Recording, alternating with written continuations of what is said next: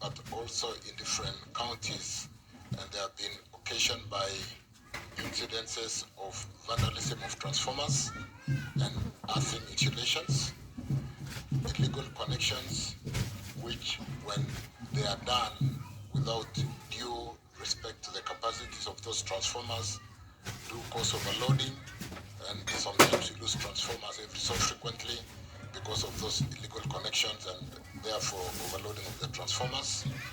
And thirdly, the faults on the low voltage lines due to trees and the challenge environmental issues that happen and causes breakdown sometimes from time to time. Honorable members, to counter these incidences and improve on reliability of the grid, the government has put up the following measures. Continuous monitoring is done on the power network to ensure failed transformers are replaced in the shortest possible time. A listing of power installation as under critical infrastructure. As a result, there is a special police unit called the Energy Police Unit that is now mandated to protect all energy infrastructure all the way from generation, transmission to distribution. Honorable members, let me just give a small background of the challenge and why we are trying to play a catch-up game in this area of transformers. We've had, like I mentioned, and I'll mention in the next question, serious litigation on the procurement front. When power goes off and it's a transformer right now, it's expected that we should respond immediately because it's a critical service supporting hospitals, supporting critical functions. And when we lose a transformer and we have a litigation on procurement of transformers, which you may be aware lasted for between 2 to 3 years, there was so much backlog.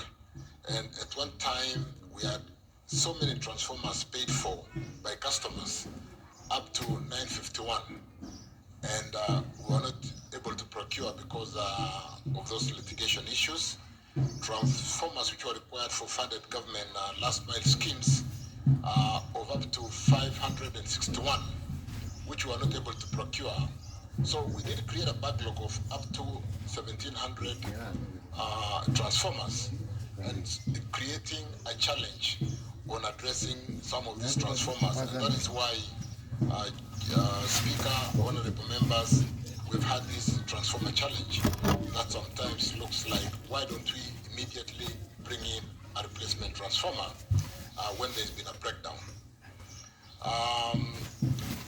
But Chair, Speaker, honorable members, we are on top of this, and we're trying to ensure that the transformer challenge is addressed once for all, so that we don't have this inordinate delays in replacing effective transformers.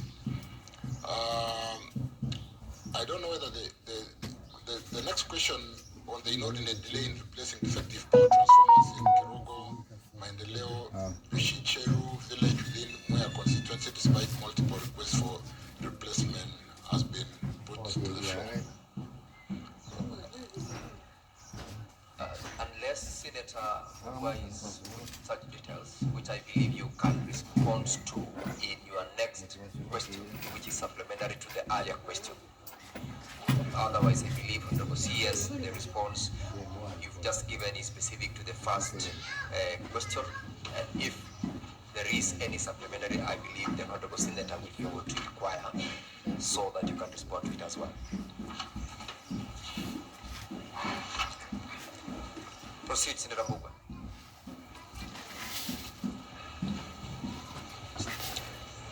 Thank you, Mr. Speaker. On the supplementary question, I would like the Cabinet Secretary to ensure the country and this House that we have enough transformers in the country, and two, upon the Cabinet Secretary to assure this House that to tell this House what measures is putting in place to ensure that the transformers which are coming in are not substandard. Thank you, Speaker. Honorable CS. Thank you again for that question. There is a current procurement process going on for significant number of transformers to address the shortfalls and to basically deal with the challenge that you raised in the first question and the second question. We've worked very closely, and accompanying me to the House today is our Principal Secretary, Alex Wachira, the CEO for Kenya Power, Dr. Siror, Engineer Siror, and the CEO for Ketraco, Dr. John Mativo, also Engineer John Mativo. And I want to confirm, Honorable Speaker, Honorable Members, that we really are looking at the quality of transformers.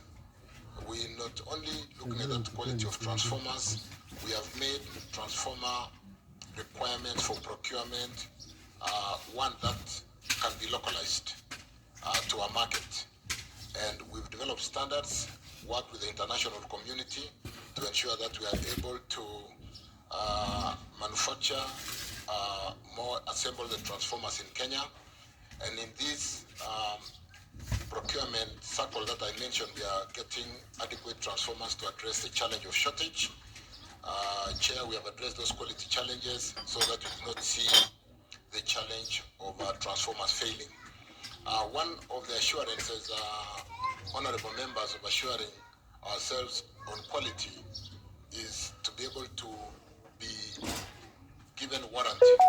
Warranty is a statement of quality, which basically means, honorable members, if there's a breakdown, you basically replace a transformer at no cost. And we've taken all those precautions to ensure that we protect our investments, we protect our customers, we protect ourselves from downtime, which causes more losses, by ensuring that we do procure quality transformers, but transformers which are backed by warranty, which is, like I said, a statement of quality. And that is to basically say, in the event that we lose a transformer, before the warranty period lapses, we are able to get replacement at no additional cost. So, Chair, we are on top of that, and working together with my team, we will want to assure Kenyans through this House that we will procure quality transformers and pitch for that warranty to confirm quality and the failure that we've seen in the past. Thank you, Chair. Thank you, Honorable Member. Thank you very much, Honorable CS. From my dashboard, Honorable Members, I have got a list of 8 members who I believe would want to ask supplementary questions to the CS. But when you look at the number of questions, the second question, question number 20, that is by Senator Chute, it is more or less related but nationwide covered. I therefore would direct that we allow the Honorable Senator Chute to ask that question. Thereupon, all supplementary questions by members can be asked for the CS to respond to all of them. Honorable Senator Chute, proceed to ask question number 20. Thank you very much, Honorable Speaker. Honorable Speaker, question number 020. Question number 1. Which entities were responsible for the disruptions of power supply in most parts of the country on Saturday, 11th November 2023, and the nationwide power blackout that occurred on Friday, 25th August 2023, and could the Cabinet Secretary state any actions taken against those entities? Question number 2, would the Cabinet Secretary provide a comprehensive report on the losses incurred by businesses because of the power disruptions, while clarifying whether the affected businesses will be compensated? Question number 3, what measures has the government put in place to ensure the stability of the national electricity grid to prevent the recurrence of such power disruptions? Thank you very much, Honorable Speaker. Thank you, Senator Chute. Honorable CS, you may proceed to respond to the questions by Senator Chute. Thank you, Speaker. Thank you, Honorable Chute, for that question. That touches on the outage that was experienced and the disruption of power supply in most part of the country on that Saturday, 11th November 2023, and the nationwide blackout that occurred on August Friday 2023, and the actions we've taken against the agencies. The status of investigation into the nationwide power outage on those two dates, honorable members, let me respond that at the time when we experienced that national outage, the system demand at the time of that occurrence was way below the peak demand. There was enough power on the grid, as we were only taking in 1,855 megawatts within the generation mix of hydro, which at that time was delivering 355 megawatts. Geothermal at that time was delivering 817 megawatts. Thermal was delivering 244 megawatts. Wind was at 356 megawatts. And the import from, we didn't have any imports from Uganda, or we were feeding them some 2 megawatts because we do a power exchange with Uganda. And at this particular time, we were pushing some 2 megawatts to Uganda. We were getting 100 megawatts from Ethiopia through the, we call it EEP. The first event that related to the outage was recorded by our system at the National Control Center in Dandora, the SCADA system, at 21 hours, 45 minutes, 09 seconds, 187 milliseconds. I stress that, Chair, because we record events to the milliseconds or any occurrence, because sometimes we want to see the sequence of events, what happened before which event. And that outage was associated with dynamic, what we call dynamic reactive power compensation system at Lake Turkana wind power in Loyangalani. And the analysis of the event, honorable members, revealed that the compensation unit was responding to a dip. The system seemed to have seen a dip of voltage. Though the dip occurred at almost the same time with a sub transmission line at Athi River, a 66 kV line at Athi River substation, which was recorded at 21:45:09:277. You'll see that the dip, honorable members, occurred about 100 milliseconds later in our Athi River substation. It is, however, unusual for such faults to affect the grid, owing to the fact that the lines are at the downstream. In terms of being the last mile side of consumption. And therefore, we do not expect really that unusual fault to affect the grid, owing to the fact that the line are, like I said, at the downstream of the grid, and the resultant impact on the transmission grid should be minimal. Examination of the waveforms and the events in the SCADA system shows that Lake Turkana wind project or power plant tripped in 140 milliseconds when the voltage dip was slightly above 80% of the normal 220.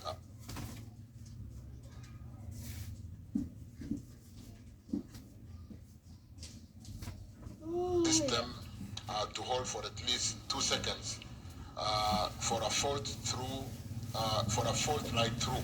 The fault can really be allowed to go through if the system was to hold for 2 seconds.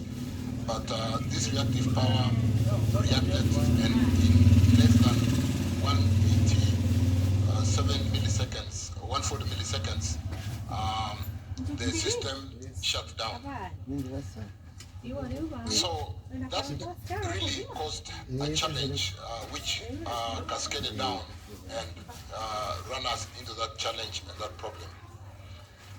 On the 11th of November 23, Kenya Transmission National Grid has installed interconnect generation capacity of, with an installed capacity generation of 2806 megawatts, with geothermal at that time 852, hydros 810, thermal 506, wind 426 megawatts, solar 212 megawatts. The national grid is interconnected with Uganda through a 132 kV double circuit line between Lesos and Tororo substation and Ethiopia electric power through a 500 kV high voltage DC line linking Suswa. On that particular day, this is the second partial blackout, on the 11th November 2023 at 19 hours 57 minutes, the country experienced a partial outage of the electric power system. The system demand before the outage again was approximately 2,057 megawatts, distributed as shown on the table on the statement which I've signed and given to the House. Hydros 553, geothermal 800 megawatts, thermal 234, wind 334, imports 136, totaling 57 megawatts. You will note again, honorable members, that was way below the generation capacity of the country or the peak power that we have seen before. So it was nothing to do with the shortage of power generation. The power supply disturbance was triggered by a trip on an 80 megawatt and 90 megawatt transformers at Olkaria 2 and Olkaria 1 additional unit substations. Olkaria Naivasha 132 line, honorable members, also tripped at the same time. The cause was attributed to a failed chamfer cable at Olkaria 132 kilovolt substation.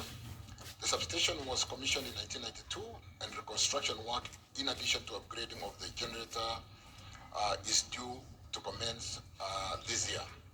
The loss of the 170 megawatts and Naivasha 132 kilovolts line resulted in increased power flow from Olkaria to Kibos 220 kV line and Suswa, Nairobi North 220 kV line. The shift in the power flows due to that caused an overload in one of the very weak links we have in the west of Kenya, Kisumu Moroni, which is the very reason why we are accelerating the construction of Narok Bomet. So Kisumu Moroni 132 kV line and the 200 megawatt transformers at Dandora 220 substation. Kisumu Moroni 132 line then tripped on an overload, further overloading the transformers at Dandora, which tripped. With a trip of these critical lines and cascade trip of Chuja, Naivasha, Kibos, Kisumu 132 to Moroni, the western part of the country was kind of isolated. It was islanded, and we then saw that partial challenge. This led to several imbalances in the system. When the system tried to balance itself, and in a very short time, that imbalance really, in terms of the cascading of the challenges, caused that challenge of partial outage. Like I said, this led to several imbalances in the system, leading to cascade trip of generators in Olkaria, Nairobi coast, loss of Ethiopia transmission and Uganda imports. And the loss of generation led to that partial collapse of the system. However, Mount Kenya grid system was islanded with generators at Kamburu, the Cascade, and Gitaru, running and tied to the customers connected to this part of the grid. You will note, members, that because it was a partial outage, we were able to restore within 3.5 hours. And so the restoration activities began at 2011 hours on the same day, and supply to the customers was finally restored fully by 1:39 hours in the morning, with sufficient generation availed. Members, honorable members, joint technical and operational teams in the energy sector have continuously reviewed such major disturbances with resultant improvements, recommendations, some of which have been implemented. These endeavors and efforts have continued to reduce the frequency and severity of system disturbance, especially those that would cascade and lead to nationwide grid collapse, despite its vulnerability. System defense mechanisms such as effective under-frequency load shedding are some of the strategies we have employed today, and provision of emergency overload capacity for critical transmission lines have been employed and are working well. And what you will possibly notice for a while, we have not seen some of these systems. What I'm basically saying here, when there is an overload, we'd rather pull down some of the feeders or deload a network and not push power and overload the system. That would cascade and cause nationwide or the kind of partial blackout that we talked about. So what we do, Honorable Speaker, and you'll possibly notice this more in the area of Bomet because of Moroni Chemosit, when there is an overload in that line, because that line is built on a capacity of about 80 megawatts, 89 megawatts, and many times it will be carrying up to 120, 130 megawatts, Moroni Chemosit, down to Sotik, Kigathi, all the way to Awendo. Sometimes we have to deload the line by pulling some of the customers down so that we don't overload the country. And so some of the blackouts that you see sometimes is what we are calling here effective under-frequency load shedding, to manage the capacity of the system so that in a way we are islanding, we are isolating the problem to that small area by bringing it down and therefore sustaining the rest of the country. However, the proposed key projects are especially alternative transmission lines for evacuating power from key generation points which are pending poses major challenge in operating the network optimally. We have attached comprehensive list of recommended critical grid enhancement projects which are in various stages of implementation in the annex. Allow me, honorable members, at this point to point to the fact that whereas the energy sector in Kenya is almost fully unbundled, to the extent that the generation, the transmission, and the off-taker operate independently with their own balance sheet, with their own systems. KETRACO today is still supported on government balance sheet. And therefore, and we are working very quickly to employing the PPP framework to see how KETRACO, with the limited government resources, could be able to work through the PPP framework, attract private investors to build transmission system, remove the constraints on the overloaded circuits, and be able to forestall this challenge. So a number of circuits today are undergoing evaluation through the PPP framework, and so that KETRACO can leverage on private investment and be able to forestall some of these challenges. Some of the action the ministry is addressing the root cause of grid instability is formulating lasting solution in order to comprehensively address the weaknesses.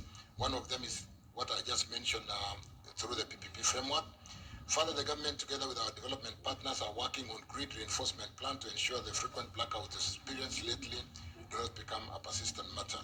Government is committed, honorable members, Speaker, in having a reliable, sustainable, and resilient national grid system. And to an extent where, like I said, generation seems to be doing well. The off-taking through KPLC and what we are doing to strengthen their balance sheet, you've lately realized that we have allowed KPLC minority shareholders to participate in the structure of governance, corporate governance, by bringing in 4 independent directors to represent the interest of the 49.9% shares which are out through the Nairobi Stock Exchange. And the government side today is represented by 5 members. Those are some of the reforms which we are working through in Kenya Power to address governance issues, address the power losses from the current 22%, and we've given ourselves 16% in the next 3 years, address the issue of the balance sheet so that Kenya Power balance sheet can be strong enough to be able to go out there and do what they need to do for the country in assuring us of reliable, sustainable, resilient, and the national grid with respect to what I've said in the PPP framework, so that we do not have to only come to the House or to Parliament to look for resources to build the infrastructure nationally. It can be built by the private sector and leverage on the electrons that flow on that network, the way we toll our road highways. We should be able to toll the lines and be able to get return on investment on the PPP framework. Speaker, honorable members, thank you. Thank you, Honorable CS, for your very elaborate response to the question by Senator Chute. Now, honorable members, I have got 11 requests on my dashboard. I believe these requests are with regards to supplementary questions. As I allow you, I would like to direct that we limit to now they are becoming 12. We will limit the amount of time each member will take to ask the question, and I would like to direct you to be guided by Standing Order 167 on supplementary questions. I will not hesitate to rule you out of order in the event of non-compliance with that particular standing order. For purposes of order, I will limit each member to one question within 2 minutes. Start with the Majority Leader, Senator Aaron. Thank you, Mr. Senator Chute, what's your point of order? I have, Honorable Speaker, I have 2 supplementary questions.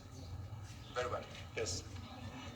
I'll allow you to go first because you asked the question. Thank you. Thank you very much. Thank you. Honorable Speaker, I want to take this opportunity to first of all thank the CS and the PS on behalf of the people of Marsabit. Honorable Speaker, we visited the CS office some time back because of the problems we had with electricity in Marsabit. That problem has been solved through his efforts and the PS. I want to say thank you very much on behalf of our people. Honorable Speaker, the question that I've asked is who foots the bill? Who is going to pay the cost the business people incurred and the damages? That is my question. And also, the other question, Honorable Speaker, is KenGen is going to come to Marsabit very soon. And they have already started the public participation process. And the CS is aware that we had an issue with Lake Turkana wind power, and the issue is still before the court. Can the CS tell us what are we going to do? What is he going to do in regards to KenGen going to Rangalani for supply of electricity? And finally, I want to ask the CS to tell us how far has he gone on the issue of the line from Lake Turkana wind power going into Marsabit and Isiolo. Thank you very much, Honorable Speaker. Honorable CS, proceed to respond to that.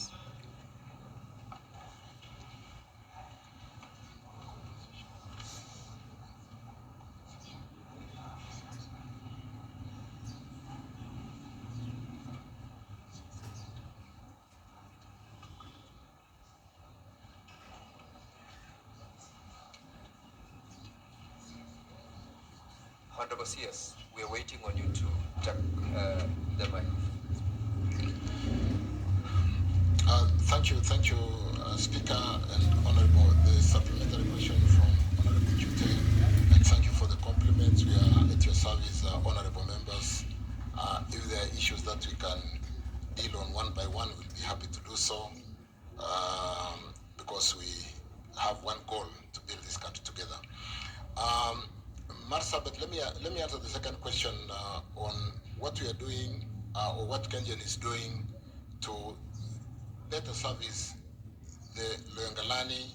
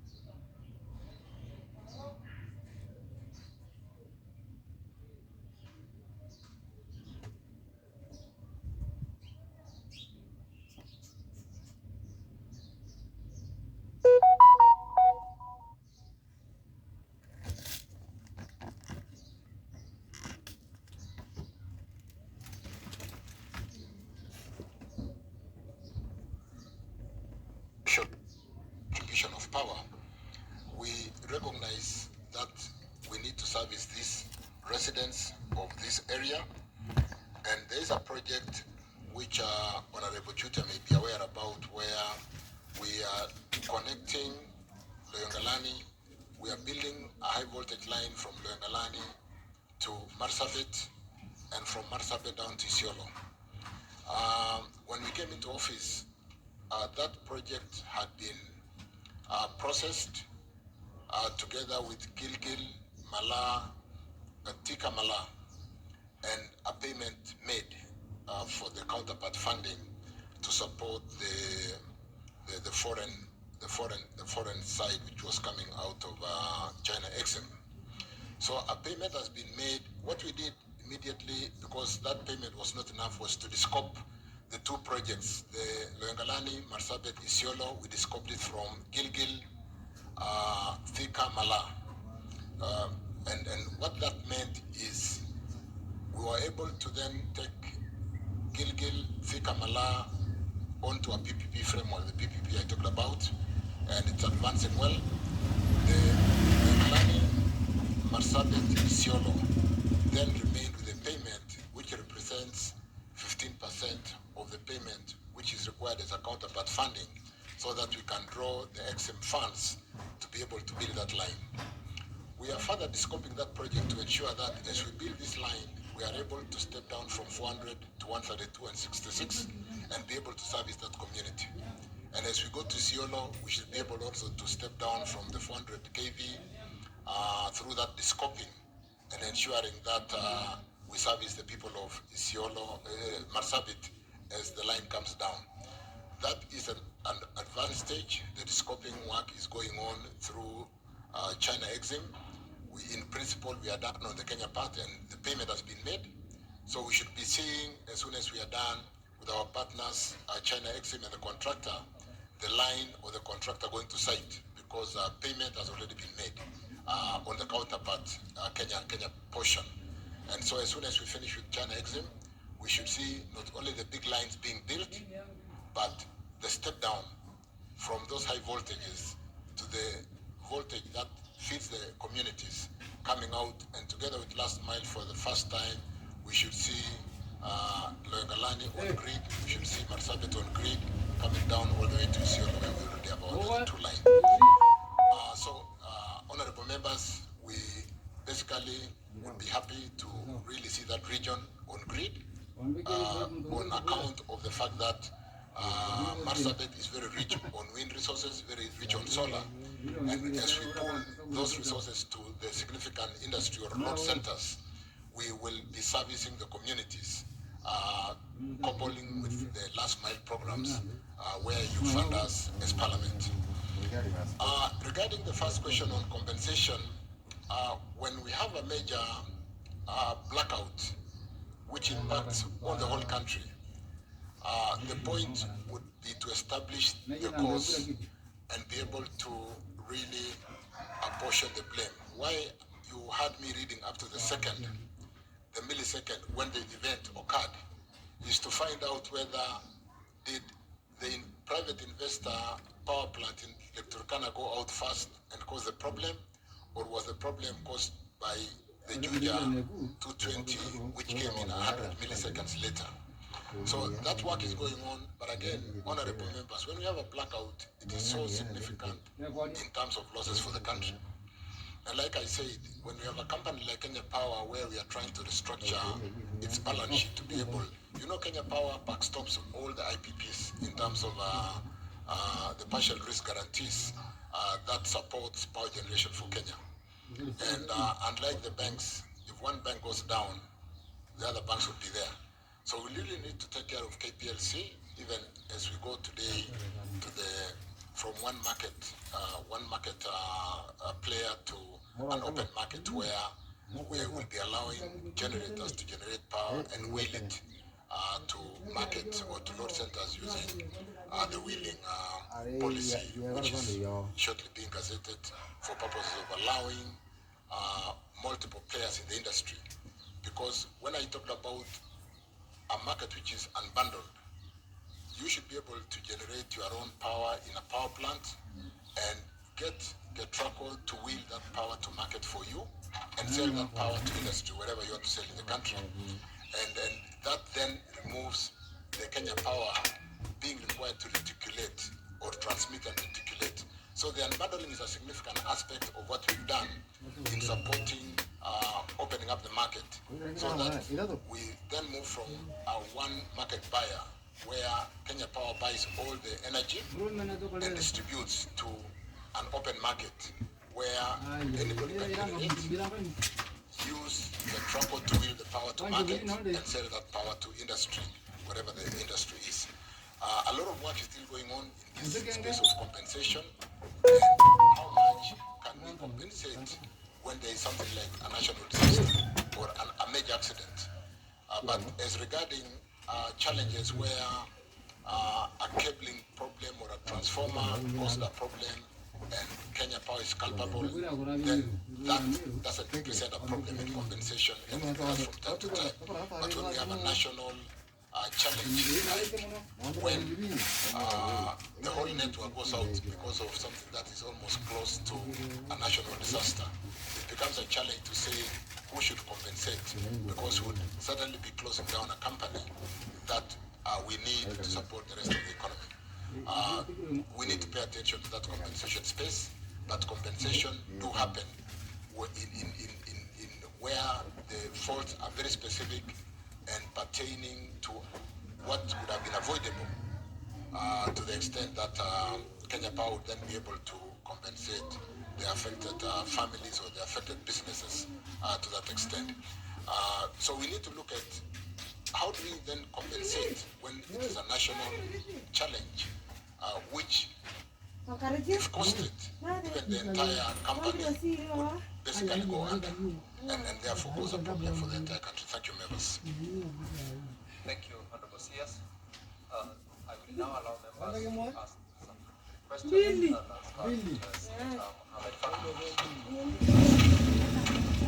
Asante Mheshimiwa Spika. Swali langu ni kuhusiana na kupotea kwa umeme katika kaunti ya Mombasa, hususan wakati wa mwezi mtukufu wa Ramadhani. Mheshimiwa Spika, imekuwa sasa ni jambo la kawaida umeme kupotea mara kwa mara katika kaunti ya Mombasa na maeneo ya karibu, hususan wakati huu ambao tunafanya ibada za usiku wakati wa mwezi mtukufu wa Ramadhani.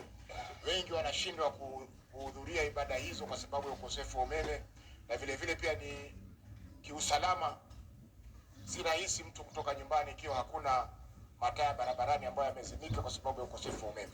Je, waziri ana mipango gani ya kuhakikisha kwamba kwa hizi siku 14 zilizobaki za mwezi mtukufu wa Ramadhani tutakuwa na umeme, sio Mombasa peke yake, Kenya nzima, ili Waislamu waweze kumuomba Mungu wao bila ya matatizo yote? Asante Mheshimiwa Spika. Honorable CS. Asante Senator Faki. Mombasa county ni county moja ambayo umeme inayotumika hapo hutokana sana na generation wa thermal. That is where we have most of the thermal power plants. The other generation ile tunaitumia sana Mombasa ni ile inatoka hapo Malindi, Weru hapo nyuma kidogo. We've got a solar power plant inamilikiwa na kampani moja inaitwa Globelec as an IPP and feeds 50 megawatts to the grid. Pia Mombasa ile moto mingi inapatikana Mombasa ni inatoka Olkaria, pengine the Cascade, ile line ya zamani ya Kamburu inayoenda Mombasa, but majorly geothermal kutoka Olkaria. Tushajenga hiyo line 400 kV, lakini currently we are operating at 220 kV, na hapo Mariakani kuna station kubwa tutafungua hivi karibu, pengine wiki ama mwezi moja mbili hivi. 1 month sio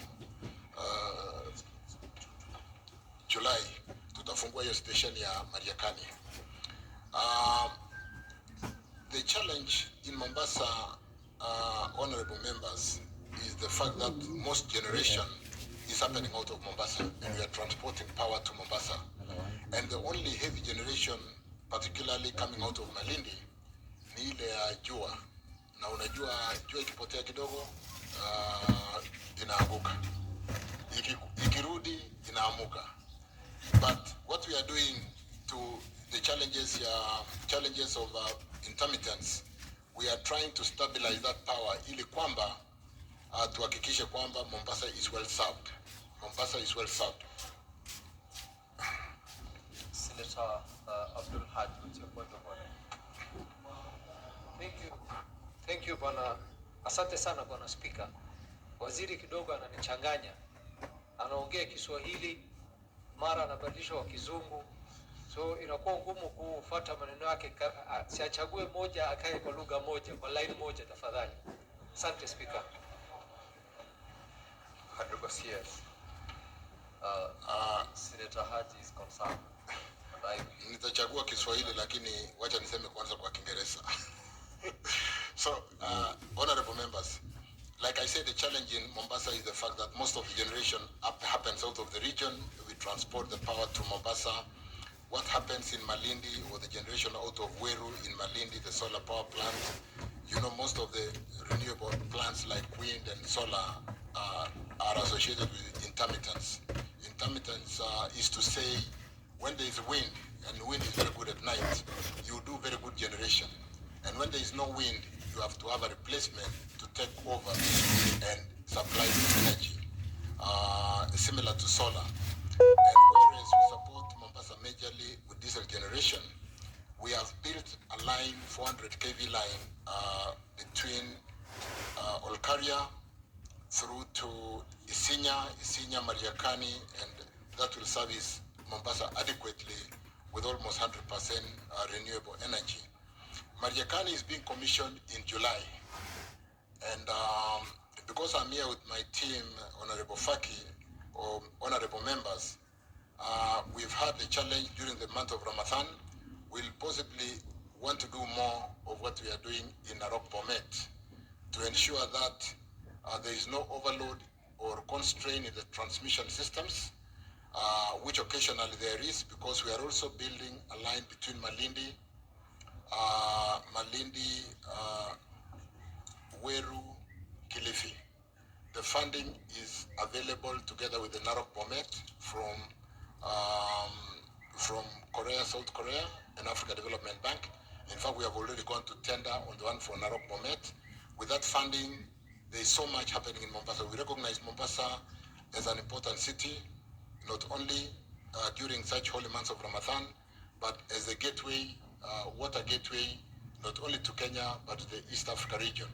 From the earlier meeting where we today gave the National Treasury a check of 5 billion on account of the profits made by Kenya Pipeline, we were talking to how do we service the region better using our gateway and play that competitive advantage so that that advantage does not go to our neighbors down Dar es Salaam and so on and so forth. So, Honorable Faki, we are paying a lot of attention to Mombasa, the kind of investment coming to the region in transmission, power generation, looking at Dongo Kundu, where we are going to take a T-line, which is, there's already funding from JICA to Dongo Kundu, and the kind of infrastructural support, not just because of Mombasa, but to make Mombasa service the whole of East Coast of Africa, is going to be significant. And so we just beg for your support as we walk the journey together to address these challenges, which may not be quite finished during the month of Ramadan. But I want to really beg on my colleagues to ensure that what we talk about in terms of managing the grid, so that we don't have those small outages, given the kind of temperatures and the lifestyle where every household needs air conditioning, and the discomfort during the month of Ramadan is addressed. Thank you.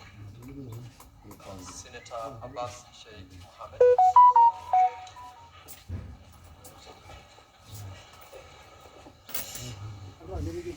Honorable, I wish to ask the CS. First and foremost, I want to thank the CS. For the first time, Wajir is actually, for the month of Ramadan, is getting power supply. Thank you for that. Having said that, Honorable CS,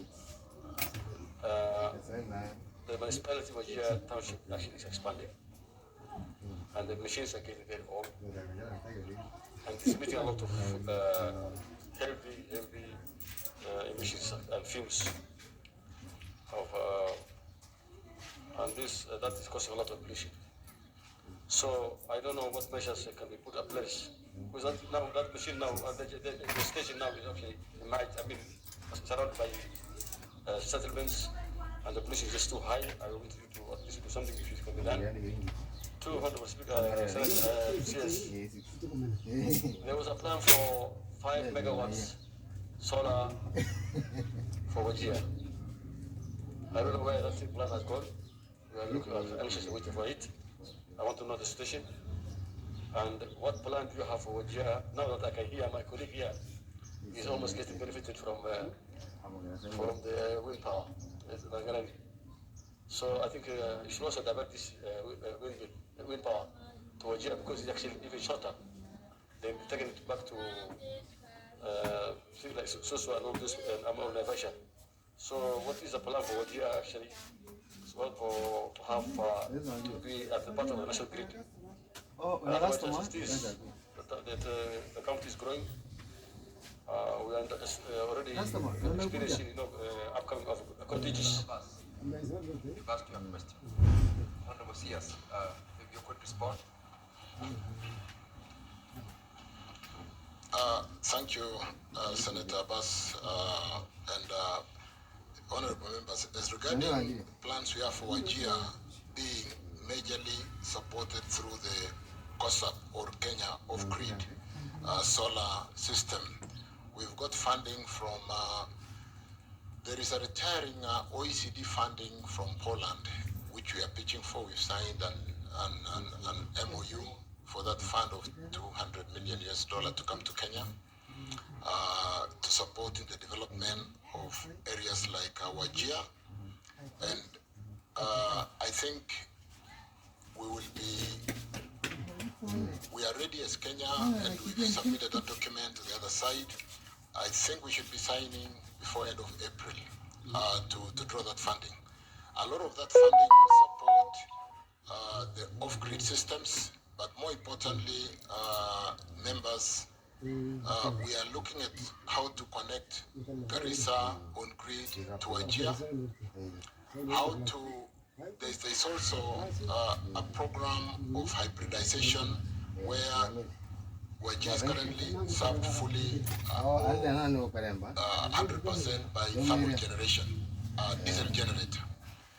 What we are doing is putting in a solar plant which can run during the day, and if there was intermittence, then the batteries will be there to support, and the diesel engine can only come on if the solar is challenged, when the batteries are not running enough. We did a similar project we are doing similar projects in 7 counties, one which we have commissioned, and the president participated in the commissioning, is Wasini in Lunga Lunga, where we have the solar plant, and if the solar is not there, the batteries can run for 3 days, and if the batteries went down, only then the diesel engine comes on. So with this kind of solution, we are evaluating even for counties like Turkana, how we can move, whether we should move on grid to Turkana from Lokcha to Turkana, or do we do an off grid, which is fairly solid, and where a solar plant or a wind plant can run, and if because of intermittence the battery system can support for 3 days, and otherwise a diesel generator can come. This is in line with the Kenya commitment to 2030 100% green energy, and therefore when we talk at 2024 today to 2030 that we need to switch off all those diesel engines, we should be seeing some of the pronouncements I'm making, honorable members, coming into fruition in 26, 27, 28. So we'll continue to work together, but this hybrid system, solar system, that should really run all the time, supported by batteries, and we only fall back to diesel, will actually remove some of those intermittents that we even see today. Because with battery being a good form of storage of power, we should be able to. But again, Honorable Chute, Honorable Abbas, the way you have been to my office a few times, we can look at the details of these programs for those off-grid areas and what we are doing together to support our country. Thank you. Thank you, Honorable CS. Senator Ogola Beatrice. Thank you, Honorable Speaker. Honorable Speaker, my question is on a statement that I made last year in May to the ministry, but relevant to the question today on faulty transformers.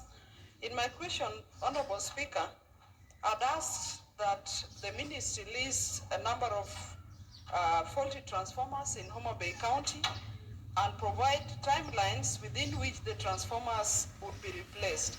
And precisely, Honorable Speaker, the response came in time, the same month from the ministry, which I appreciate so much.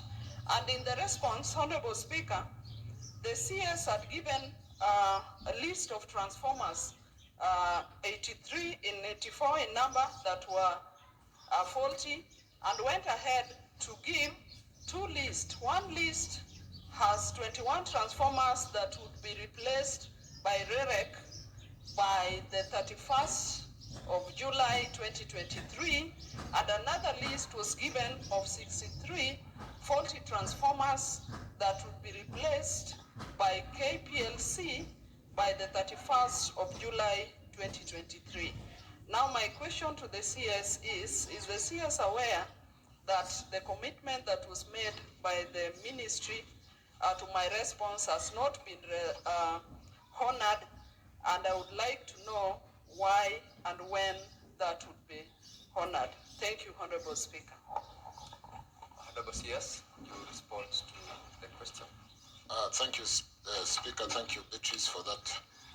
Let me allow me, Chair, because this is a very detailed question. 21 transformer, 63 with KPLC, and KPLC is here with me through the CEO, Dr. Siror. I think the challenge in Homa Bay, sometimes when we say the challenge in Bomet, is the transit to Homa Bay, because most of the power that comes to that region comes through Bomet, Kisii, through Kegati, Homa Bay, Awendo. And it's not only a transformer challenge that we are facing in that region, it is compounded by the transmission constraint. And therefore, with the power outage, the transformer challenge, the load shedding that I talked about earlier on, impacted that area heavily. So, Chair, I want to beg to be allowed with the KPLC CEO who is sitting here. REREC gave an apology. The lady, Dr. Rose Mukalama, the CEO for REREC, was supposed to be here with us, but she's attending to something outside Nairobi today. To address this 21 and 63, and like I said, we are in a procurement cycle of so many transformers. If KPLC was to stand and respond on my behalf, they will say as soon as these transformers are delivered, we'll address a number of transformers, not only in Homa Bay, but in the country in terms of replacement. But we also have really need some public awareness and support in terms of the abuse that goes to the transformers. We can bring in a new transformer today, but as we take power to the rural areas, and because we have our TTIs and we have trained our people, they have learned to sometimes illegally do illegal connections, which are not dimensioned, and they overdraw power from the transformer. You can burn the coil and therefore lose a transformer. A transformer today runs for anything up to 1 million shillings, 2 million shillings, depending on the kilowatt rating of that transformer. So the important thing is to ensure that also that customers connected to the transformer are legitimately connected and they are paying their bills, so that they don't take shortcuts and burn a transformer that we could blame on quality of the transformer, and yet it is our culture of wanting to use free power for that purpose. But allow us, Speaker Beatrice, to respond substantively, possibly because of a specific question impacting on Homa Bay, to deal with you directly to address what we promised. And like I said, there's a transformer procurement cycle which is just closed. How much can KPLC pick up and correct? I'm sure of the 63, some have been addressed. But any that has not been addressed, not only for Homa Bay, but for the whole country, we allow us to address that, but to respond more specifically to the question of the 21 transformers and REREC and 63 for KPLC. Thank you. Thank you, Honorable CS. Senator Abdul Haji. Thank you, Mr. Speaker. Let me first take this opportunity to thank the Minister for appearing today and answering the questions of the members, which in reality are questions from the public. Mr. Speaker, sir, I would ideally be asking the Minister in relation to the frequent power outage in Garissa, but I will not ask him that question because it's already been asked by the Senator from Mombasa and Wajir, and it's been addressed. So I would not want him to repeat. But Mr. Speaker, my question was touching on the issue of transformers. The Waziri has explained to us here that they're expecting, they've made some procurement, and for a long period of time in Kenya, we've been told that the problem with Kenya Power and Lighting is usually transformers. So my question, Bwana Waziri, I just want to inquire on whether or not if we have any local manufacturers for transformers in Kenya, and if we have local manufacturers, is the Ministry and Kenya Power and Lighting procuring from the local manufacturers? If we don't have any local manufacturers for transformers, what is the Ministry doing to talk to local investors, to give them incentives to set up manufacturing plants for transformers, so that we can stop relying on brokers and agents or foreign transformer manufacturers who bring us substandard products from time to time? Thank you, Mr. Speaker, sir. Thank you, Senator Haji. Honorable CS respond, and particularly in line with the second limb of the question, because you responded to the aspect of the transformers and the power outages. Thank you again, Speaker. Thank you, Senator Haji. And we'll do our best during this holy month of Ramadan to sustain those areas because of the kind of lifestyle during the month of Ramadan, to make sure that people are comfortable, the air conditioning in our homes are working, and so on and so forth. And like I said again, I'm here with the CEO for Kenya Power. We are listening and we will act on that. We have got local transformer manufacturers, and I think today, honorable members, the requirements for importing transformers into the country are so difficult against local manufacturers. In fact, all transformers come out of local manufacturing. I don't know how much local it is in terms of assembly and manufacturing, because transformer would be a coiling. We may not manufacture copper, so the question of how much is the raw materials manufactured and how much is assembly. But the point today is all transformers that come into the Kenyan market are locally manufactured, particularly up to a certain kilowatt rating. The big ones that we may not have capacity come from outside, and we are building capacity for the local industry to be able to do that.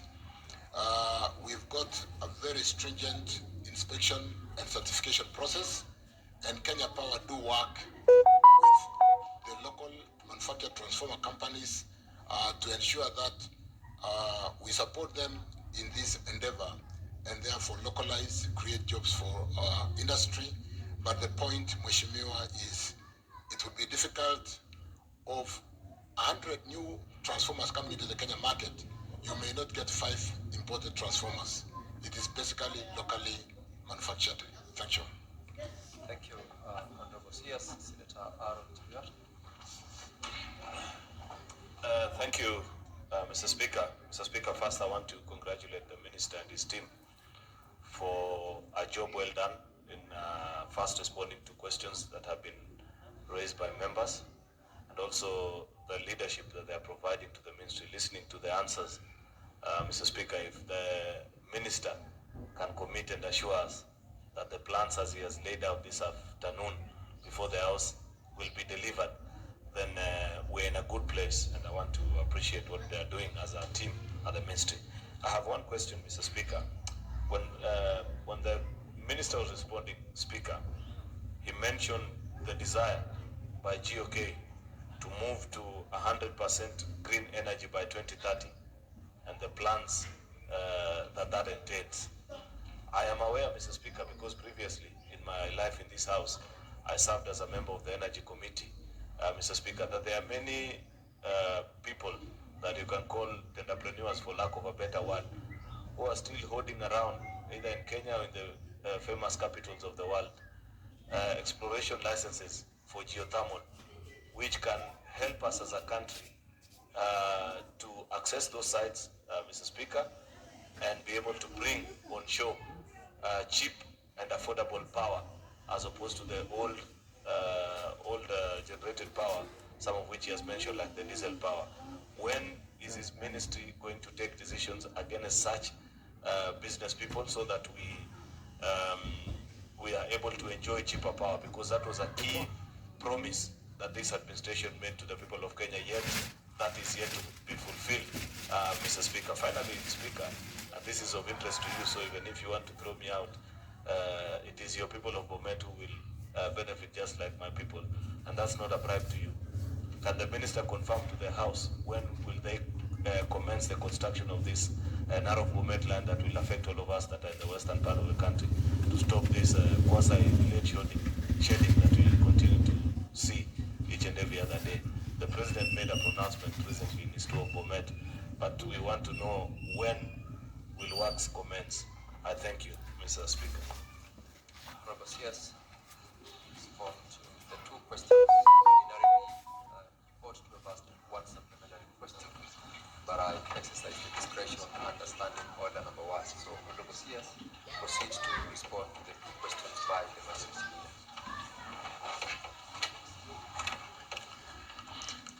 Thank you, Senate Majority Leader, for raising what is very important for this country and for the world at large, to pitch our country as a renewable, green, renewable energy country. There will shortly be premium on green, green steel, green everything in terms of manufacturing, because it supports and addresses the challenges which mitigation on climate change would otherwise be so expensive, like what we've seen in the very irregular rainfall patterns, the temperatures that we feel today, when it should be sometimes the coldest time of the year, it's very warm, and causing really difficult patterns on even how we do our farming. That commitment of 100% renewable by 2030 is a commitment that has been made at all levels. And Speaker, honorable members, as you are aware, we are today 93% in terms of energy mix, renewable. And the 7% is basically the power that we get out of heavy fuel for picking. We don't have a coal plant. We don't have any fossil fuel except for picking in the evening, when there is a certain surge of power demand, when industry is working and we light our homes in the evening, and that is only for 4 hours. But the rest of the hours in the day, we run renewable, except for what I said, we need to expire some of the diesel generations in the coast region. But like I said, like has been mentioned by Senator Cheriot, the expiring PPAs on the diesel generators are not being renewed. I think we made that commitment, and for every expiry of a PPA and they are all coming to an end, we are coming in with renewable energy. We've just been pushing to commission some 70 megawatts out of Menengai sometimes next year, another 58 megawatts out of Wellhead generation from Olkaria, and therefore our work towards achieving 100%, albeit with the challenges, we're going to work that journey. Yes, Senator Faki. Senator Kamau, if you must consult, please consult in law tones for the CS to be heard in silence. Honorable members, the Kenya Kwanza plan does recognize in one powerful statement that we are going to accelerate the geothermal development in Kenya, which is one of our very, very good base loads. And what we are doing to that end, today we have very significant programs in Suswa to open up Suswa and generate geothermal power to Suswa.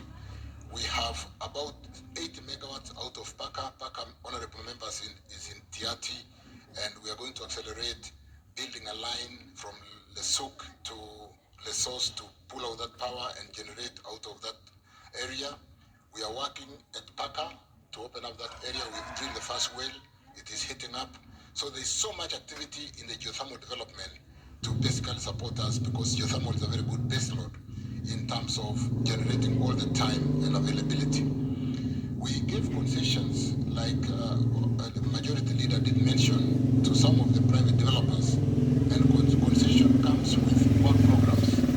We are reviewing those work programs which have been attached to the concessions which were given to those private sector players, and if they are not meeting the work programs as signed in the concession, we should be able to have those fields, those geothermal fields, revert back to government.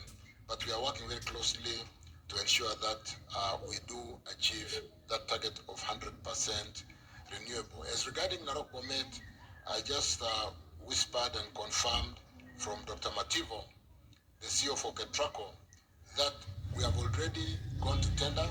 You may not have seen in the papers, but a limited,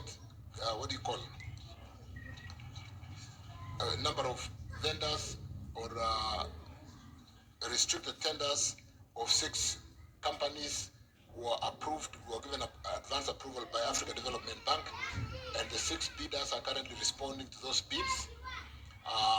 It's closing in another 2-3 weeks.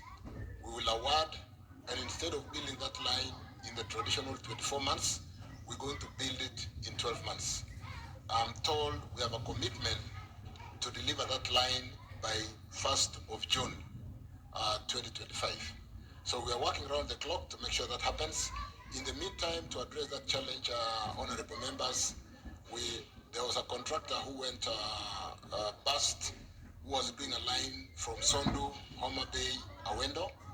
We have brought in another contractor who is on site today to basically take power to Awendo through Homa Bay and load the Chemosid route. We are also, like I said, addressing the load shedding through managing the overloads to ensure that we don't have that challenge. Dr. Siror are doing a bay out of Lesos to take power straight to Moroni so that we don't go through Kibos in Kisumu to again deload Kisumu, Moroni. So there's a lot that we are doing to reduce the challenge in Bomet, Kericho, Kisii, Awendo, so that we don't see the kind of load shedding. Load shedding is not a solution. We need to deload those lines and be able to remove those constraints and ensure our industries, our hospitals, and our homes are lit. So, honorable members, there's a commitment from the CEO who is sitting here with me, Dr. Mativo, that we'll deliver the line by 1st of June 2025. Thank you. Thank you, Honorable CS. Senator Abdallah Shakila. Thank you, Mr. Speaker. Mr. Speaker, my question to the CS is that there has been a power outage in Lamu for the last 10 months, Mr. Speaker. This is due to the pylon which was attacked, and it is causing a lot of economic losses. Our health facilities are affected, our dialysis machines are damaged, and many other machines. Our fishing industry is very much affected, and our security is also affected. Mr. Speaker, the minister can tell us when will this pylon be repaired? It has taken 10 months. When will it be repaired? Because we have been suffering, we have written to the directors, we have done a lot, but nothing has been done so far. So maybe today the Waziri can give us the answer. Thank you, Mr. Speaker. Yes, you may respond to the question. As you prepare to respond to that, maybe I could allow Senator Matinga to ask a supplementary question so that both of them can be answered together. Thank you very much, Mr. Speaker, sir, for giving me this opportunity. Let me also kick it off by thanking the CS for ably taking leadership in making very hard decisions, especially to bring innovative solutions to the powerful problem that has been a challenge in Kenya. Mr. Speaker, having noted that, yesterday I was with the head of the state, his president, and His Excellency the President, and we noted that the Polytechnic students are very good, especially in the modern technology. One of the students also did a very nice presentation of vandalism protective mechanism, digital one for the transformers. But having said that, I would want to know from the CS, now that we're moving into more demand of electricity, and we know that we have to move to smart meters, is there any intention from the government to ensure that we get local partners, especially learning institutions of higher learning, to train assemblers, manufacturers of these small components that can be made in Kenya, so that we save on foreign exchange, and most importantly also transfer the technology and also ensure that they can be readily available. Lastly, Mr. Speaker, sir, let me commend the fact that renewable energy in Kenya is very, very important. But as the majority leader has asked, is the CS aware that there are people who are supposed to be joining grid in 2026 and they have not done anything, and therefore we run a risk of having demand but not a source? Thank you, Mr. Speaker. Honorable CS, you now respond to the questions, one earlier on by Senator Shakila and the one by the chairperson of the committee, Senator Omati. Let me take the challenge from the senator from Lamu, which really was caused by some double tragedy.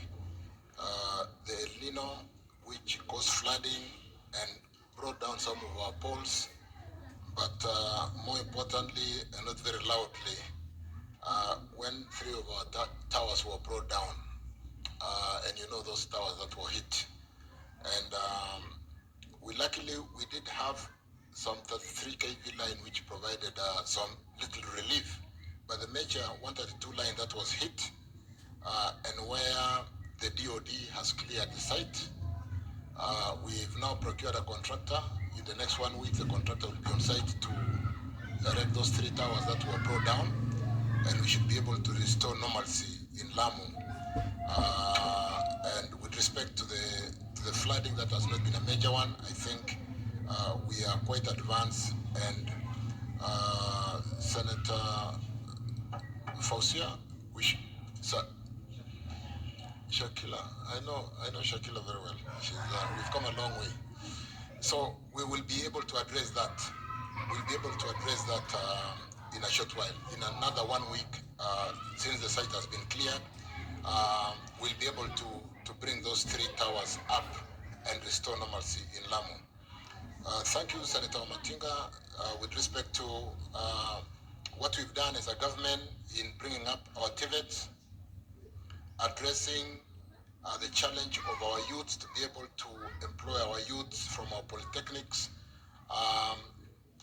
This is a question which goes along with the transformer. If we are assembling transformers or manufacturing transformers, I want to assure you also that the few meters that still come to Kenya unassembled or not being reworked in Kenya are not because we don't have a policy.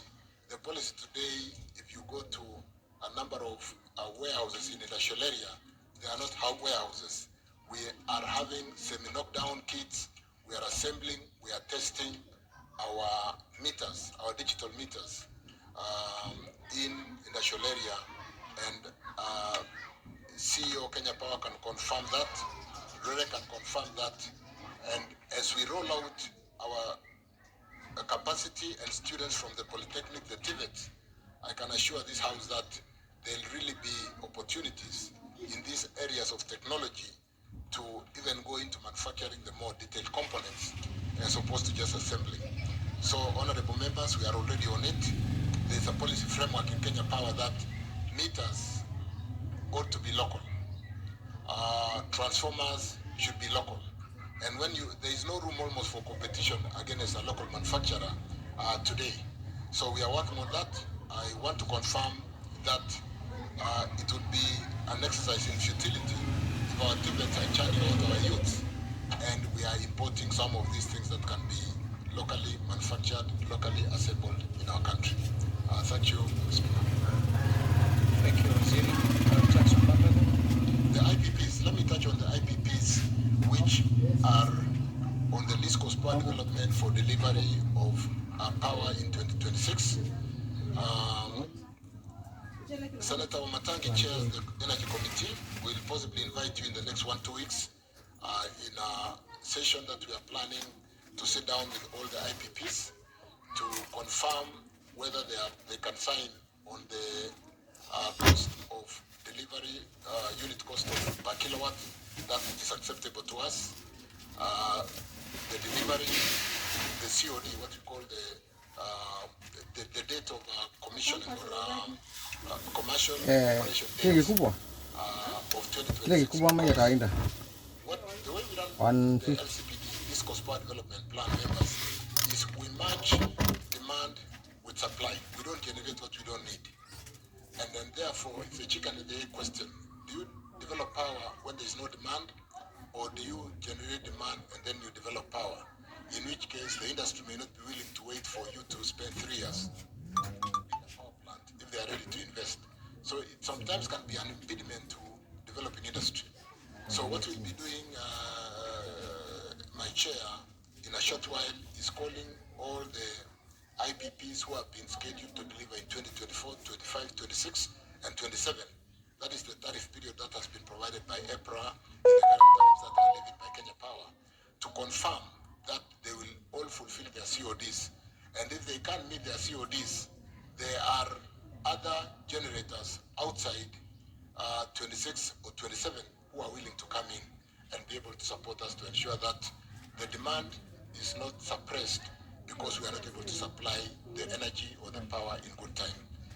Thank you, honorable members. Thank you, Waziri. Senator Mandago. Thank you very much. Honorable Speaker, allow me to take the CS back on the matter of blackout. What was the reason that there was blackout in the better part of Monday in Nairobi? The extent of the operations of Nairobi Funeral Home and Magadi Hospital, Honorable Speaker, didn't have power. And what are the plans, Honorable CS, to ensure that level 4 and level 5 facilities, health facilities, that the government intends to place equipment to support the rollout of PC in ensuring that there are 3-phase power. Case example is West Pokot level 5 hospital that doesn't have 3-phase, and they have equipment that have been installed for the last 7 years without being utilized because of lack of power. Thank you, Honorable Speaker.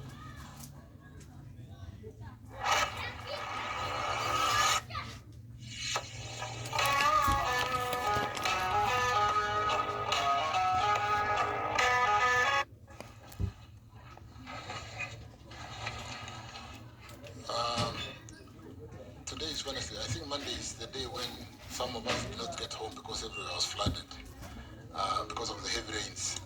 And we had a circuit breaker going off in our Nairobi West substation, which was restored very quickly and power resumed.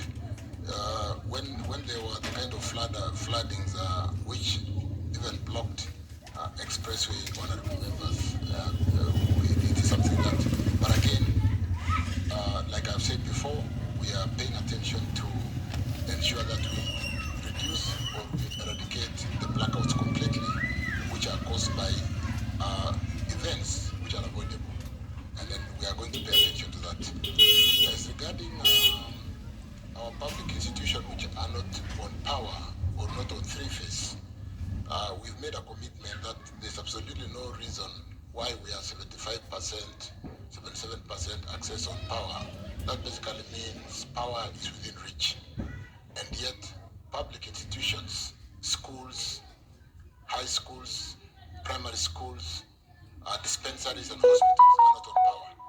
So what we've done in the budget that we currently are rolling out and working with members of parliament, and a number of you have come with the members of parliament for your areas to my office as a county group, is to prioritize all the public institutions and ensure that they are on power. Where there is need for three-phase, there's got to be and three-phase within access. In terms of the grid, we need to provide that power, and we have that commitment.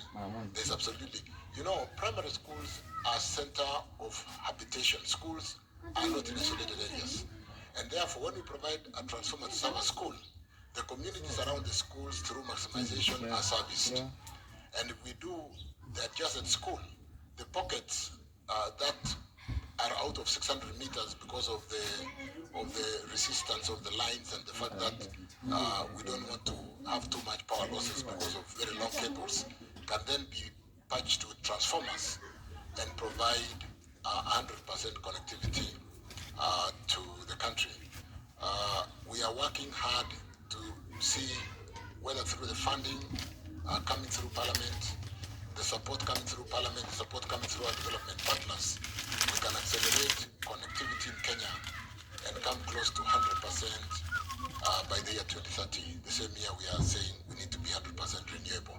So some of those programs where you are pushing the CS to do, you will come to my office today and find that the programs you decide to be done are already on our programs, because that is the job you have given us to do. So we are working, Honorable Senator Mandago, to ensure that all public institutions, not just that one hospital in West Pokot, are on power. Because medicine like insulin in an hospital, how do you preserve medicines in an hospital if there is no power?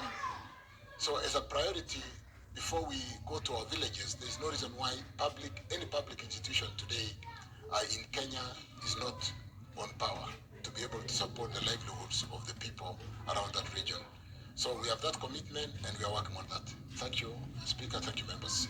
Thank you, Waziri. Senator Oginga Oburu. Thank you, Waziri, for energy. Now, I just want to ask one question concerning my county, Siaya. Mr. Minister, we have a plant, a rice plant, between Busia and Siaya, but the plant is within Siaya County. This plant is a new plant. It has been constructed and completed, and the farmers have a lot of rice which have just been harvested. The paddy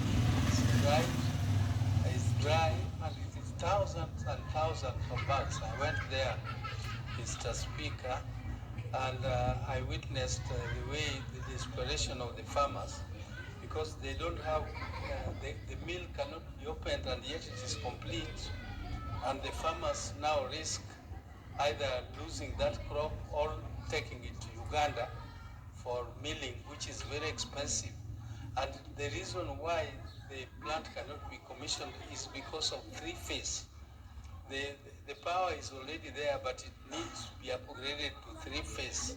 And I'm pleading with the minister to take immediate, some action to make sure that this plant, at least they upgrade it from phase 1 to phase 3, so that the farmers can benefit.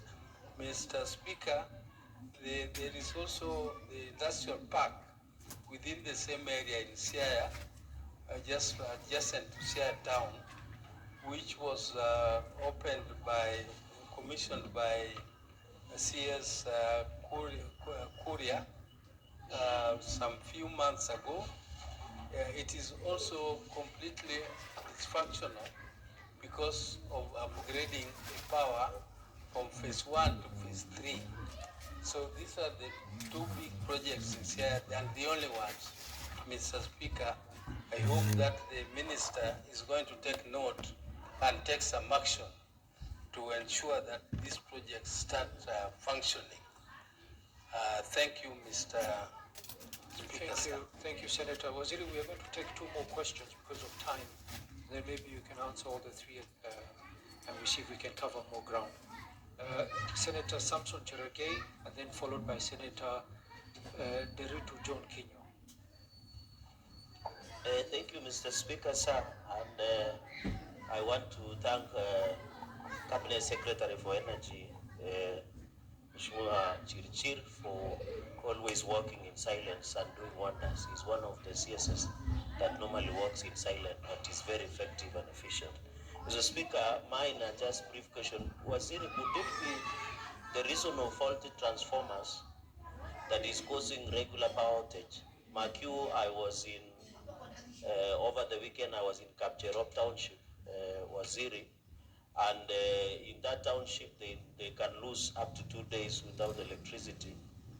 And tying up, when you go to a place called Kabwareng and Terik Ward, some of your officers from Kenya Power and Lighting, they go ahead and if they get, and you remember the president had given direction that if they get any Kenyan who was regularly or irregularly, let me not say illegally, were connected to power, it was supposed to be regularized. But when you go to Nandi County, some of your officers go ahead, especially in Aldai, to just go and remove, even including the post of the Kenya Power and Lighting, and also removing meters instead of regularizing. What are you doing to arrest such situation? And Waziri, we wish you well as you continue doing wonders in the Ministry of Energy. I thank you, Mr. Speaker, sir. Thank you, Mr. Speaker. From onset, I want to thank the Cabinet Secretary and the Permanent Secretary for a good job they are doing. Mr. Speaker, I am aware that transformers are of different capacities. And knowing that the CS is an expert in the areas of technology, I just wanted to know in his office whether he has a dashboard and he can tell how many transformers we have in Laikipia, their capacity, and how many people are supplied by those transformers. I'm saying that because you go to some areas, Mr. Speaker, you find there are transformers, but they are only supplying 2 people. You go to other areas, you find a transformer that is even overloaded. So I wanted to know whether the minister, and I know he's an expert in the area of technology, whether from his office he can tell how many transformers we have in Laikipia and how many people are supplied by each transformer. So in totality, he can tell how many people are supplied in Laikipia and how many transformers we would want so that we can have 100% coverage of people of Laikipia by power. Thank you, Mr. Speaker. Yes, you can answer. And please keep the answers short so that we can take a few more questions before 1 o'clock. Thank you, Speaker. Thank you, members. Honorable Oburu, the answer is yes. We're going to pay attention to this rice scheme in your county towards Busia. Food security is paramount. I think that is the very reason why when the fiscal, what do you call the country was facing the dollar liquidity challenge because of the tightened monetary policy, Fed running the U.S. interest investments in the U.S. at almost 5.5%. We didn't have dollars, and it is unfair, unfortunate that we have to use our dollars to import food, things we can easily grow. So I've just consulted with Kenya Power Lighting, the design for the scheme to support that rice scheme is finished. it's more of upgrading to 3-phase. The same question goes to the industrial park. The CEO is here with me. We're going to follow up and make sure that because we are not building a new network, even if the harvest is now, we can be able to support the people in that rice scheme within the season, because upgrading is not a matter of months. It can be done in a few days. So we look at the funding aspect to be able to do that upgrade. The only challenge that we face is, honorable members, sometimes we handle KPLC as a social company. You know, we've got 49.9% investment listed in the stock market, Nairobi Securities Exchange. And therefore, when Kenya Power goes to the ground and gives an invoice or a bill for a transformer, we should, if we are able to support them with payments, they should be able to connect immediately. But in terms of extending the network to the area, that is our responsibility, because it's commercial. They'll get revenue by pulling the network to where the business is so that they can sell more power. So, Mheshimiwa Oburu will follow up that. I'm here with Dr. Siror and possibly even give you an individual call to make sure that that has been done. Senator Cherargei, really, this transformer challenge is a big challenge for us, and we need a lot of support. During the days when there were no meters and schemes have been built by REREC and there's been no meter, there was no meter because of the challenge of the legal issues of meter procurements, which the country faces sometimes. Clients sometimes learn to, or they were connected irregularly to consume power without a meter. I'm sure you are aware that sometimes we've tried to connect meters and our officers have not been allowed to go in to connect meters, because if you can consume it for free, why do you want to allow somebody to come and put in a meter? And so sometimes it forces us to disconnect power at the transformer to allow, to encourage them to allow us to go in and address, because otherwise we close down Kenya Power if they have to pay the generators and yet they have not collected the revenue. So that's one challenge we've had. It is more prevalent in some counties. I don't want to name which ones. We even have situations where illegal networks have been built and they pose risk. Poles which you find have fallen out in a particular area it's not a network of Kenya Power. And that's why you see us coming and cutting down a pole. You would ask yourself, is Kenya Power out of their mind to be pulling down a pole? Some of those poles are not our poles, and it portends security challenge to the people when people have gone out of the way completely and even put in a small network connected to a transformer which is being overloaded because it's an irregular network. It's an illegitimate illegal network, and therefore overloaded transformer cause a problem to the legitimate customers who are properly connected, and therefore we really want to appeal for the political leadership to work with us in supporting Kenya Power to also get revenue so that we can extend the network to some of the areas like the rice field that Honorable Oburu has talked to. The dashboard, but again, we'll follow up Honorable Cherargei. We have had Kapchero, Kapwareng and Terik. We will follow up and pay attention to those areas you mentioned. And if there are others that you want us to follow up on, we'll be happy to do that. With respect to Mheshimiwa Kinyua, Senator, we have a dashboard, but you can imagine if it was in the Cabinet Secretary's office, the dashboard for Kenya Power, the dashboard for KenGen, the dashboard. We have serious dashboards. I would like to encourage Honorable Matangi to invite some of the honorable members to come to our National Control Center. We have a dashboard and we see the whole country in one room. And then so we follow up what's happening all the time. And when we see a bit of an overload, we are able to pull down to ensure that the network doesn't go down because of an overload. What we call managing that reactive situation where there's an overload. And then therefore, with respect to, then why do we have transformers which are connected to one person? And the point is, yes, we have a transformer for 25 kVA, 50 kVA, And when customers apply for power, we do provide a transformer, not necessarily which will serve one person, but a transformer that can serve that local community and do maximization. We currently are doing a very huge maximization program and Investment Bank, EU, European Union, and Africa. Is that Africa Development Bank or the French Bank? AFD. And we have another AFD3. The first one is 22 billion. We have another 15 billion on OFD3, which is currently being rolled out, and a lot of them are on maximization. So where you see 1 person, 2 person, 10 persons being connected, we are, if that transformer can service 70 people, 80 people, 100 persons, we have done surveys. Some of the plans have been finished, and we are working very closely with the members of parliament to maximize. A lot of this money I've just spoken to are going to maximization, and therefore more utilization of that asset that currently is not sweating because it is serving a few people when it should be serving a larger number or maximized to that extent. In fact, the last mile is becoming more easy in the highly populated areas because we're just doing maximization. Of course, the last mile is more difficult. Where we have reached today, as we service the more difficult areas where the land mass is huge, like Wajir, Isiolo, Marsabit, and so on and so forth.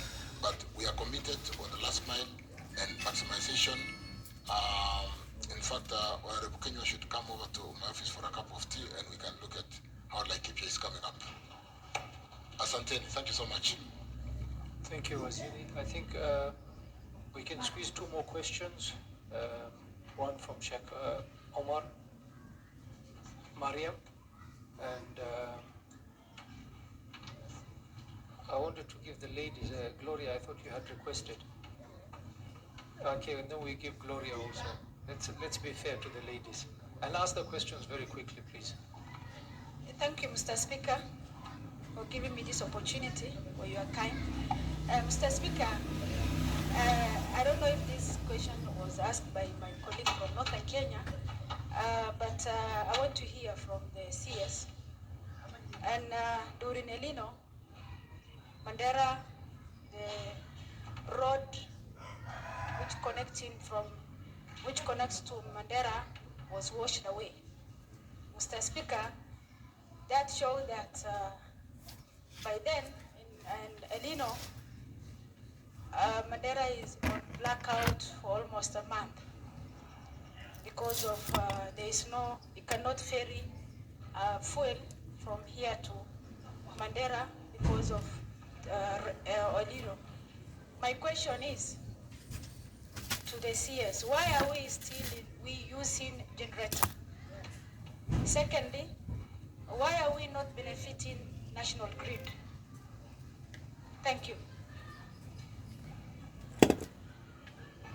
Thank you, Speaker. My question is to the CS. We've seen a lot of deaths happening with the KPLC staff members who are on site, and then we've seen so many photos that are always circulated. I wanted to ask, is there an investigation that has been launched as to why there are suddenly so many, and what kind of compensation is given to those kind of employees? Thank you. Thank you. I think I'll use Standing Order 3428 to extend because there's too much. CS, you seem to be very popular today. Everybody wants to ask you a question. So we shall extend our time to by another 15 minutes so that we can get all the members to ask. Can we get CS? You can answer. This is Mandera, Honorable Speaker, Honorable members. With respect to we really empathize with the situation that obtained in Mandera during the El Nino because there was breakdown of communication, there was no access. The fuel that would normally hold there for 30 days ran down to 5 days, to 0 days, and to complete outage. And that was a situation that taught us a lesson that in the more difficult areas, we need to hold more fuel for those diesel generators. But more importantly, you would have noticed, Senator, that on the road were fuel tankers trying to access and salvage the situation, but the road network, the whole communication breakdown was a challenge. We are working, Kenya Power is working with Ethiopia. We have an arrangement where, like in most of the border towns, if there is a grid from the Ethiopia side, or when there is a grid from Kenya, we service the Uganda side, or they service us. And so we are working with Ethiopia because there is a point in Ethiopia not very far up there from Mandera where we can get down the grid to Mandera town. And so rather than build the grid either from Wajir to Mandera or from from Marsabit all the way across, we can actually get the service of. So in the last state visit by the Prime Minister of Ethiopia, we did discuss getting service from the Ethiopia side and being built on the Kenya side. So Kenya Power is working closely with Ethiopia to actualize that and put Mandera on the grid. If, like I said, we are able to put Marsabit on the grid on the extreme end of Kenya towards Leongalani, then you can see grid getting everywhere in Kenya, even the more difficult areas. So we'll pay attention to that.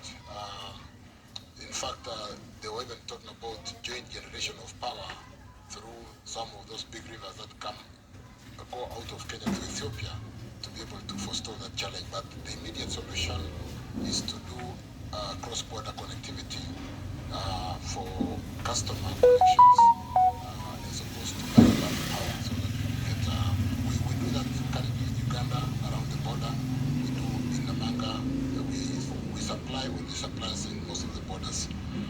But more importantly, I think the solution is if we can let them look to the grid, because the grid is expensive, then you can imagine if we have an hybrid system which has got both solar and battery, would be able to get the solar energy during the day, store it in the battery, and use it at night.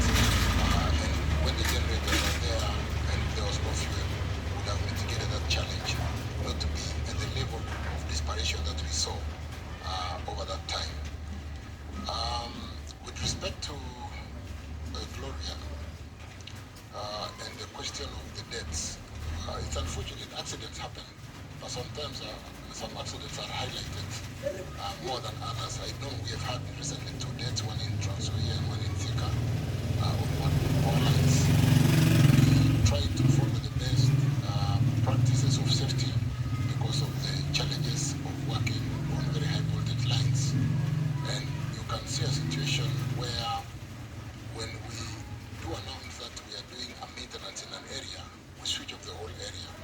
And even if an emergency happened, you don't just switch off on the power because people could be on the poles and you can hurt people. I've just asked Kenya Power CEO quietly while you're asking the question, what are we doing about it? We paying more attention to health, safety, and environmental issues as we work on these very high risk areas to ensure that we do not hurt our staff. When such incidences do happen, I think there are good insurance covers, but insurance doesn't bring back life. So we need to pay attention to safety and ensure that our staff are safe in wherever they work, however dangerous it may be. Thank you, honorable members. Thank you, Manasius. Let's take the final 4 questions.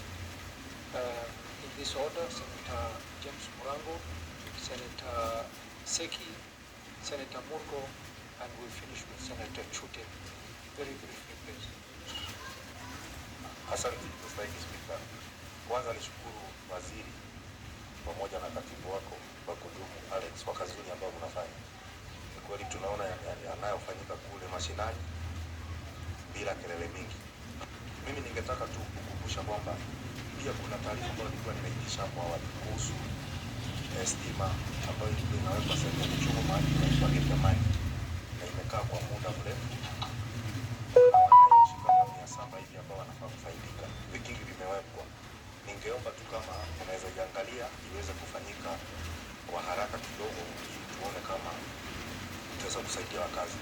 Na mwisho kabisa ningetaka pia kuhimiza kama mnapanga mikakati ya kuweka nguvu ambazo zinatumia miale ya jua, sola, sana sana katika zile sehemu kulima inafanyika kama Tana River, kwa wanatumia nguvu za stima kutumia ili kupiga maji katika mashamba ambayo yanalimwa pande hii, kwa sababu inaweza kupunguza gharama kwa wakulima ili waweze pia kupata pesa mfukoni kama venye serikali yetu imepanga kufanya. Asante sana. Thank you, Honorable Speaker. Let me also take time also to ask a question to the Honorable CS. Honorable CS, you understand that Kajiado County has quite a number of national grid lines, Kentraco, KPN, GDC, Geto Energy, which has quite a number of institutions that are on the national grid. I want to request that you tell this House the plans that the ministry has for Kajiado County, having in mind that we have less than 20-25% of the connectivity in Kajiado County in almost 4 sub-counties, Kajiado South, Kajiado Central, Kajiado Western, Kajiado East. So I think it's good that you tell us the plans that you have for that county, because I think we are the lowest in the connectivity in the entire country, yet we have a number of national lines that are going to the county. Thank you very much, Honorable Speaker.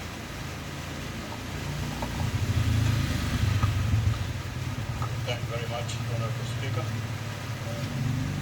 Let me thank the Minister for the good work he's doing to spread power across the nation. My question concerns about West Pokot, which is one of the counties that generates power and contributes to the lighting of the whole nation. But the unfortunate thing is that during the time of the governments of Moi and Kibaki, a lot of wards and many places of schools are left behind and not built, even though power is generated from West Pokot. What plans are there to light West Pokot, having in mind that it is one of the counties that is generating power that is lighting Kenya? Because up to now, even areas near Tapwell are not lit.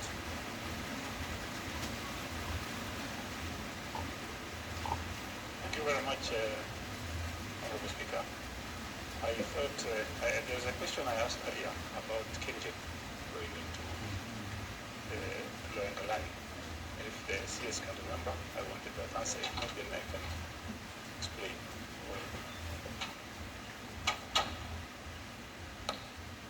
CS, you can proceed.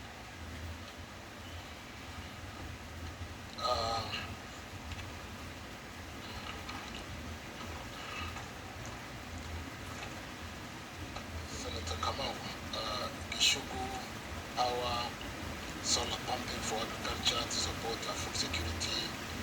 I think we have some very interesting programs because of a lot of support in the last mile. And I was wondering if I risk talking to numbers because I have them on my computer.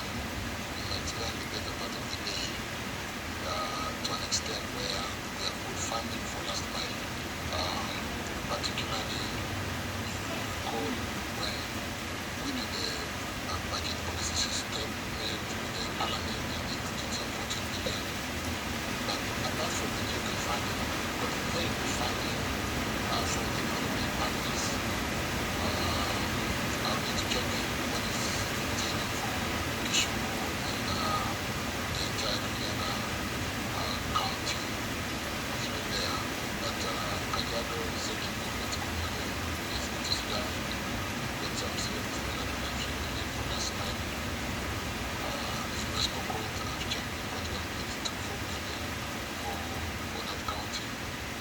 programs design, and we've been spending time with the members of parliament to see how to roll out those networks, where designs have been done and finished. You'll see a lot of work in the last mile program to really give power to our people. We have very specific programs under what I call EU, EIP, and Africa, AFD. AFD3 has got so much funding. What you are giving us through Exchequer is a lot of funding. And if we go on that pace, I did mention the retirement of a Polish OECD funding, another 200 million that we are pitching to bring in for last mile. We will see connectivity, and because they are very specific to every county, what we could do is to seek to spend more time together as we spend with the members of the National Assembly to be able to see some of your programs and how they are going to impact on priority basis in the various areas where you provide leadership. Today, I'm just basically answering that generally, because if we go to the numbers in every county and the programs, it actually requires, we do a 7 o'clock meeting every morning with county leadership, particularly members of parliament, county by county, to look at their programs. And we do bring in Kenya Power, CEO, we do have Rose Mkalama from REREC and their technical staff, so that you can actually define your priorities so that we can work together to see how we can provide power. You know, power, unlike roads, is not very expensive, because, and yet it impacts on the lives of those people very heavily, because it costs their home. And from a health